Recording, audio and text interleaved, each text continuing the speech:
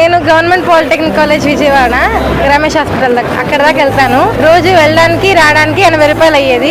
80 రూపాయలు మిగలడం ద్వారా నాకు చాలా ఆనందంగా ఉంది. 80 రూపాయలు అంటే నెలకి 2400 కదా, అలా మిగలడం వల్ల మా డాడీకి కూడా చాలా ఆనందంగా ఉంది. పేదరికంలో ఉన్న వాళ్ళకి ఇప్పుడు ఒక రోజు బస్సులు ఎక్కడానికి డబ్బులు ఉంటాయి, లేకపోవచ్చు.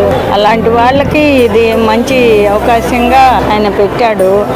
నేను గొడవలేదు, చక్కగా ఎక్కించుకుంటున్నారు, తీసుకుంటున్నారు, దింపుతున్నారు. నేను సింగరాగం నుంచి వస్తున్నా. 20 రూపాయలు అక్కడి నుంచి అక్కడికి వెళ్ళడానికి 40 రూపాయలు అవుతుంది. 40 రూపాయలు మిగులుతున్నాయి కదా, ఇప్పుడు ఏమీ లేదు.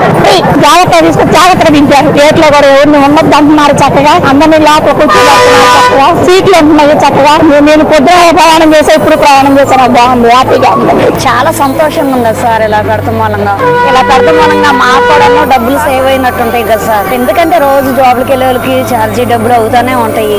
ఇలా అయితే ఉపయోగం ఉంది కదా సార్. నెలకు వచ్చేసరికి ఎంతో కొంత మిగులుతాయి కదా, లేడీస్ కి దేనికో దానికి ఉపయోగపడతాయి కదా.